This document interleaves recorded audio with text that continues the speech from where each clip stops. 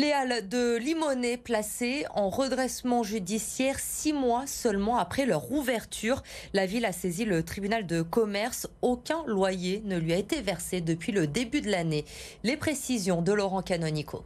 À peine ouvert et déjà en redressement judiciaire. Inauguré en décembre dernier, les halles de Limonest boivent le bouillon. Pas de rentabilité économique en cause des loyers trop élevés selon la gérante qui n'a pas pu honorer les mensualités dues à la commune, propriétaire des murs. J'ai demandé au maire une franchise de loyer de 3 voire 6 mois qu'il n'a pas pu accepter par rapport aux autres ou d'autres engagements effectivement que lui devait rembourser.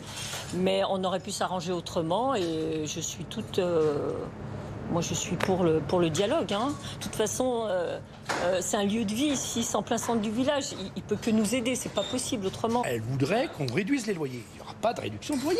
Ça n'est pas possible. Je dis, je pourrais rentrer dans du délit de favoritisme. Donc, il n'en est pas question. Si demain, la Chambre régionale des comptes vient me demander, c'est le cas de le dire, des comptes.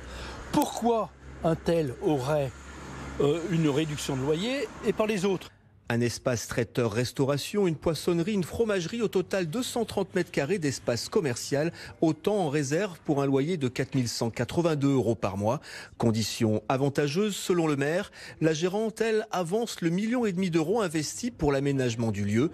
Commerçant et sous-locataire, le poissonnier ne demande qu'à travailler. Je ne pensais pas que c'était aussi chaud entre Madame Pupier et le maire de Limonest. Maintenant, moi, je suis pas contre du tout de prendre un loyer et de travailler. C'est un très bel endroit.